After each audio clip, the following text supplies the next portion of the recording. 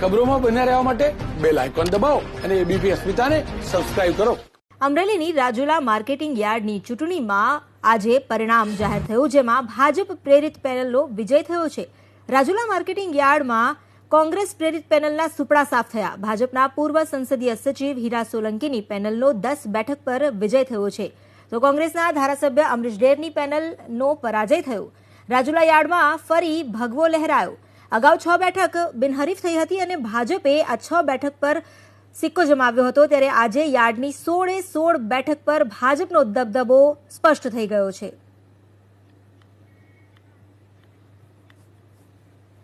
તો કોંગ્રેસ પ્રેરિત પેનલના સુપડા જે સાફ થઈ ગયા. અમરેલીની રાજુલા માર્કેટિંગ યાર્ડની ચૂંટણીમાં જ્યાં ગઈકાલે જ મતદાન થયું હતું અને અહીં ભાજપના પૂર્વ સંસદીય સચિવ હીરા સોલંકીની પેનલ તેમજ સામે કોંગ્રેસના ધારાસભ્ય અમરીશ ડેરની પેનલ મેદાનમાં હતી. અમારી સાથે જોડાઈ ગયા છે સંવાદદાતા પાર્થ, આપી રહ્યા છે વધુ જાણકારી. જી પાર્થ. આજે ચોક્કસથી આપણે જણાવી દઉં કે રાજુલા માર્કેટિંગ યાર્ડની આજે ચૂંટણી યોજાઈ છે. શાંતિપૂર્ણ માહોલની વચ્ચે આજે ચૂંટણી પૂર્ણ થઈ છે.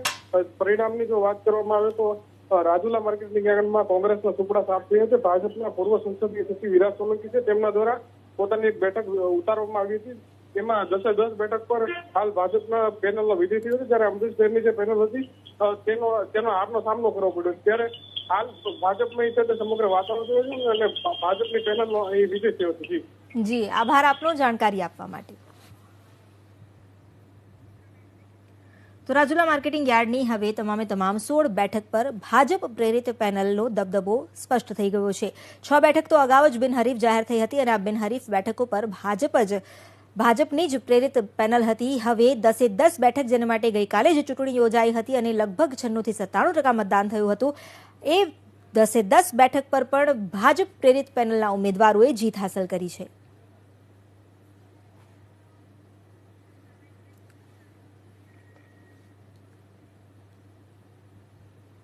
તો અમરેલીમાં જ્યાં રાજુલા માર્કેટિંગ યાર્ડની ચૂંટણીમાં ભાજપ પ્રેરિત પેનલનો વિજય થયો છે.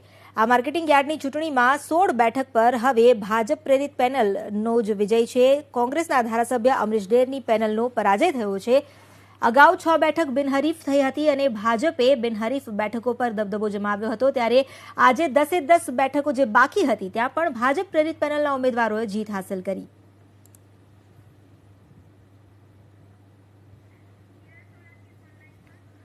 અમારી સાથે ખુદ હીરા સોલંકી જોડાઈ ગયા છે. હીરાભાઈ, 10 બેઠક પર ભાજપ પ્રેરિત પેનલનો જ હવે જીત હાંસલ થઈ છે, ત્યારે માર્કેટિંગ યાર્ડના વહીવટ જે હવે ભાજપના હાથમાં છે એવું કહી શકાય. સાથે જ વહીવટ હતો અને પારદર્શકતા વહીવટ જે ચાલી રહ્યો છે એના કારણે 16 10 ને 10 તો ઇલેક્ટ થઈ ગયા અને 6 તો અમારી બિનહરીફ થઈ ગઈ.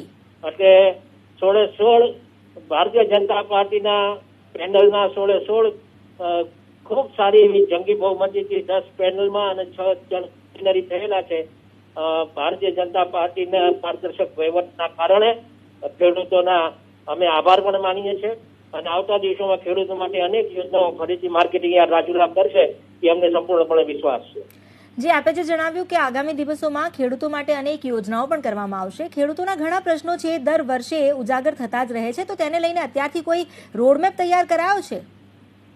આપણા ધ્યાન ઉપર મૂકતા મને આનંદ થાય છે કે રાજુલા માર્કેટિંગ યાર્ડમાં ખેડૂતો માટે ખૂબ મોટા ગોડાઉન પણ બનાવેલા છે. આવતા દિવસોમાં ખેડૂતોને 1 પૈસા જમા કરી અને 18 વીઘા જેટલી જમીન આગળિયા રોડ પર લેવામાં પણ આવી છે. આવતા દિવસોમાં એક ડીઝલ પંપ ઉભો કરવામાં આવે, જેના કારણે ખેડૂતોને એના માટે સસ્તું ડીઝલ મળી રહે એવું આયોજન રાજુલા માર્કેટિંગ યાર્ડ કરવાના હોય ત્યારે એમના પ્રમુખનો, એમના ડાયરેક્ટરનો અને એમના આદરણીય ભાઈ શ્રી દિલીપભાઈ સંઘાણી સાહેબનો અને જિલ્લા ભાજપ પ્રમુખનો અને કાછડિયા સાહેબનો, નારાયણભાઈ કાછડિયા સાહેબનો બી અમે આભાર માનીએ છીએ કે અમને સાથ અને સહકાર બધા લોકોએ આપ્યો, અમને મંડળીઓએ આપ્યો, એમનો અમને દરેક સમાજનો વકીલોનો અમને આશીર્વાદ. જી હીરાભાઈ, અમારી સાથે અમરીશ ડેર પણ જોડાયેલા છે. અમરીશભાઈ, 10 જે બેઠક હતી તેની પર ચૂંટણી થઈ, 6 બિનહરીફ હતી એ તો ભાજપના હાથમાં જ હતી. આ 10 પણ ભાજપના હાથમાં આવી છે, ક્યાં કચાશ રહી? આપણા દેશના રાષ્ટ્રપિતા આદરણીય મહાત્મા ગાંધીજીએ આ દેશ જયારે આઝાદ થયો ત્યારે એક વાત સ્પષ્ટપણે કહી હતી કે છેવાડાના માણસનું શોષણ ન થાય એના માટે સહકારી પ્રવૃત્તિઓ વેગવંતી બને અને એટલા માટે કદાચ જે સહકારી સંસ્થાઓ છે એ ભાજપ કોંગ્રેસના સિમ્બોલ વગર ચૂંટણી લડાઈ છે, ભલે પ્રેરિત લડાઈ છે, હું સહમત છું. મારી પેનલ હારી છે, હું સ્વીકારું છું. સામેની પેનલ જે જીતી છે એને હું ખૂબ ખૂબ અભિનંદન પાઠવું છું. અને સાથે સાથે અમે 4 જેટલા મુદ્દાઓ લઈ અને માર્કેટિંગ યાર્ડની ચૂંટણીમાં મેદાનમાં આવેલા હતા. આશા રાખું છું, અપેક્ષા રાખું છું કે જે આ મુદ્દાઓ જે હતા એ ખરેખર ખેડૂતોને ખૂબ ઉપયોગી હતા. તો એ બધા મુદ્દાઓને છણાવટ સાથે અત્યારનું બોર્ડ જે છે લે અને જ્યાં જરૂર પડે ત્યાં વિસ્તારના ચૂંટાયેલા ધારાસભ્ય તરીકે, ચૂંટાયેલા જનપ્રતિનિધિ તરીકે હું એની સાથે ઉભો છું. પેલો મુદ્દો અમારો એ હતો કે આખા વિશ્વના છેવાડાના માણસનું કોઈ પેટ ભરતો હતો એ ખેડૂત છે. ખેડૂત જ્યારે માર્કેટિંગ યાર્ડમાં આવે છે ત્યારે એનો માલ વેચવા માટે આખો દિવસ એને મહેનત કરવી પડે છે અને ભૂખ્યા ઘરે જવું પડે છે. તો ફ્રી ભોજનની વ્યવસ્થા જો માર્કેટિંગ યાર્ડ તરફથી જો કરવામાં આવે તો ચોક્કસપણે ખેડૂતોને ફાયદો થશે. બીજી મહત્વની વાત હતી કે 89 જેટલા વેપારીઓ રાજુલા માર્કેટિંગ યાર્ડમાં નોંધાયેલા છે, પણ બહુ દુઃખ સાથે કહેવું પડે છે કે 65 જેટલા વેપારીઓએ તો 5 વર્ષથી માર્કેટિંગ યાર્ડ જોયું નથી. માત્ર રાજકીય અખાડો કરવા માટે જ લોકોને લાયસન્સ આપવામાં આવ્યા છે. સાચા વેપારીઓને લાયસન્સ આપવામાં આવ્યા નથી.